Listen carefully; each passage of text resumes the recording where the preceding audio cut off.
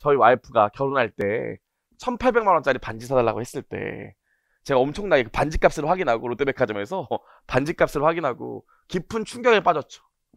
그래서 충당부채 1,800억 잡고 제 마음속에 결혼 비용으로 1,800만 원이 오게 됐다고요. 제가 그래서 롯데백화점에서 반지값을 확인하고 나서 막 시름시름 알아. 집에 가서 밥도 안 먹고 막 시름시름 막 눈물을 쭉 흘리고 막 이렇게 있으면 저희 엄마가 물어볼 거 아니에요. 누나 왜 그래? 너 왜 그러는데 이렇게 눈물을 흘리고 밥도 안 먹어? 결혼도 얼마 안 남았는데 좋은 일 있는데 왜 그래? 그래서 제가 다 거짓말이에요. 실제로 이렇지 않아요. 어? 그러면 우리 엄마 미친엄마죠. 그죠? 엄마 사실은 결혼하는데 우리 와이프가 1,800만 원짜리 반지를 사달라는데 내가 돈이 없어. 아무리 모아도 신장 팔기 전에 힘들 것 같아서 눈물 쭉 흘렸더니 저희 엄마가 야! 너 씨 우리 귀한 아들 결혼한다는데 엄마가 1,000만 원 대줄게. 800원 있지? 1,000만 원 대줄게. 라고 하면 제가 회계처리 어떻게 해야 될까요? 그쵸? 정말 엄마? 제3자가 대리변제 해준다고요. 제3자가 엄마가 야! 너 반지 사! 내가 반지 살 때 1,000만 원 줄게 그랬다고 칠게요. 그럼 두 가지를 기억하셔야 되는데 첫 번째, 그때 충당부채를 아싸 엄마가 1,000만 원 대신 준대 깔까요? 혹은 별도의 자산으로 1,000만 원 기재할까요? 어떻게 매겨 처리할 것 같으세요? 별도의 자산으로 기재할까요? 아니면 충당부채에서 깔까요? 어떻게 할 것 같으세요? 항상 여러분 다 모든 게 정보 이용자한테 유용한 정보를 제공하는 거라고요. 충당부채를 직접 까면 재무상태표에 얼마만 떠? 충당부채가 800만 뜨겠죠. 그럼 아무것도 모르는 정보 이용자가 볼 때 나중에 갚아야 될 돈이 800만 원만 있는 거로 본다고요. 하지만 실제로 나중에 갚아야 될 돈은 1,800만 원이잖아요. 그래서 어떻게 해? 충당부채와 상계하면 안 돼요. 어떻게 해? 충당부채는 충당부채대로 1,800만 원으로 놔두고 충당부채와 관련된 자산으로 1,000만 원을 별도로 기재해줘야 정보 이용자가 볼 때 얘 나중에 지출해야 될 금액이 1,800만 원인데 제3자가 1,000만 원 갚아주기로 했구나 알 수 있겠죠. 여기까지. 그래서 충당부채와 상계하는 게 아니라 제3자가 대리변제할 때는 별도의 자산으로 잡는다고요. 더 어렵지 않죠. 여기까지 했고요. 그럼 여기 어떻게 할까? 반대쪽에는 비용을 쓸까요? 아니면 별도의 수익을 쓸까요? 1,000만 원에 대해서 우리 기준서는 둘 다 가능하다고 그랬어요. 그래서 여러분 우리 상계랑 순액 기억나요? 상계랑 순액? 상계는 뭡니까? 자산, 부채, 수익, 비용을 퉁치는 상세하는 게 상계라고 그랬죠.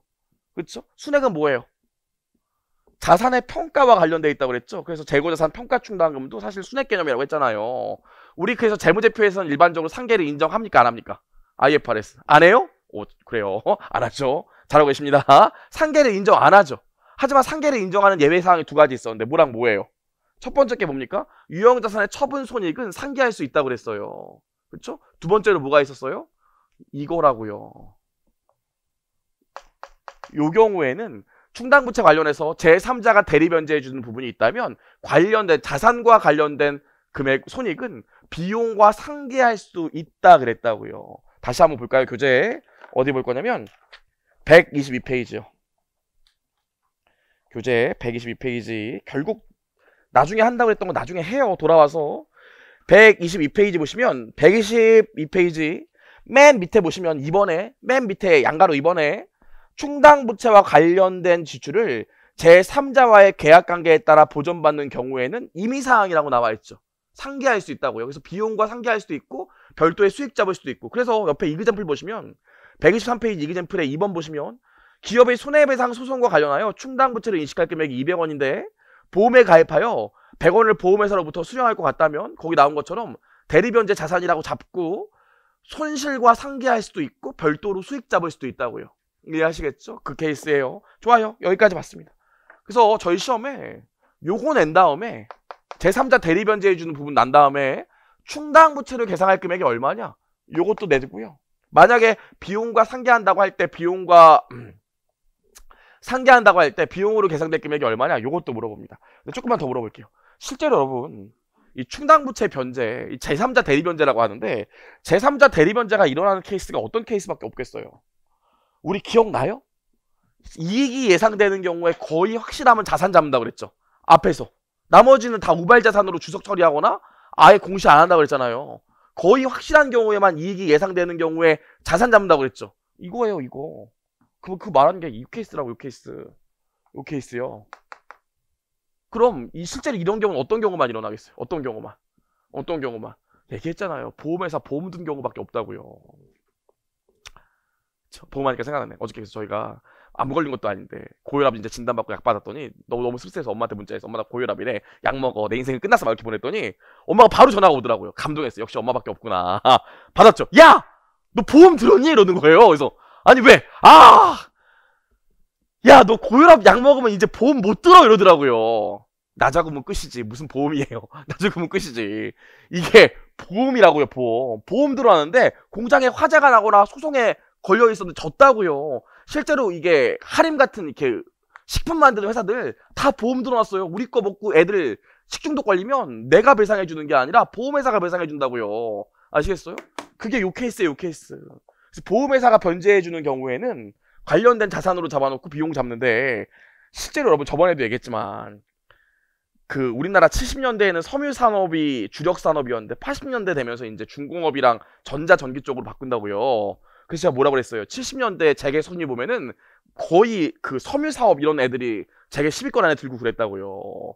근데 그냥 하는 얘기예요. 반은 거짓말이고. 그 중에 대부분의 회사들이 80년대 초에 공장에 불이 난다고 그랬잖아요. 공장에 불이 난다고요. 그리고 이제 업종 바꾸고 이제 다시 도약하고 막 그랬다고요. 근데 이런 경우가 있어. 내가 피해보는 금액은 보상해줘야 되는 금액은 1,800만 원인데 보험 대박으로 드러나서 보험회사에서 2,500만 원 준대요. 그럼 이 경우엔 관련된 자산을 얼마까지 잡을 수 있을까요? 2,500만 원 다 잡을까요? 아니면 관련된 자산을 1,800만 원까지만 잡을까요? 얘는 기본적으로 얘 때문에 생겨난 자산이기 때문에 요 자산은 절대로 충당부채 금액을 초과할 수 없어요. 그래서 1차 때는 이렇게 제3자 대리변제 문제가 나오면 충당부채로 계산할 금액이 얼마냐 요거만 물어보지만 2차 때는 이것도 물어본다고요. 그래서 문제 보시면 읽어볼게요. 교재. 전체 위무금액을 충당부채로 인식하고 변제받을 것이 거의 확실할 때에는 예상 변제 금액을 별도의 자산으로 인식한다. 다만 관련 충당부채를 초과하여 인식할 수는 없다. 보이시죠? 3번에 포괄 손익계산서에 인식된 비용은 제3자 변제와 관련하여 인식된 금액과 상계하여 표시할 수 있다. 이게 진짜 치사한데 상계하여 표시한다. 상계하여야만 한다. 이러면 틀린 얘기예요. 얘는 선택사항이기 때문에 상계할 수 있고 그냥 별도로 수익 잡을 수도 있다고요. 그쵸? 좋아요. 여기까지 봤습니다. 그럼 우리 사연수 5번 볼게요. 아주 간단해요. 사연수 5번.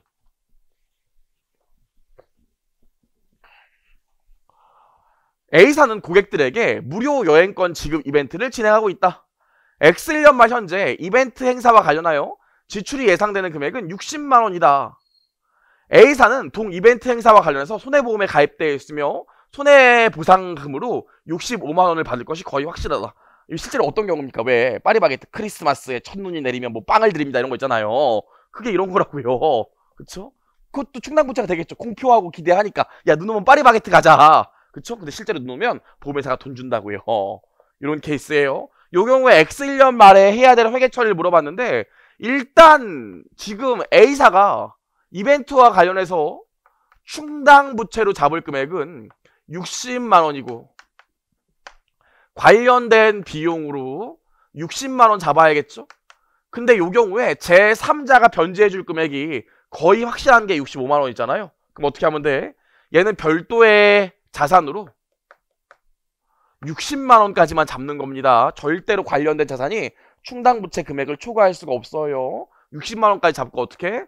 비용과 상계할 수도 있고 별도의 수익으로 60만 원 잡을 수도 있다고요. 이해하시겠죠? 좋아요. 나중에 뭐 충당부채 2차 시험 되면 어려운 게 아니라 이런 게 한 8개 나와요. 8개 다 맞추면 되는 거예요. 별로 어렵지 않습니다. 좋아요. 우리 여기까지 얘기해서 충당부채 변제까지 봤고요.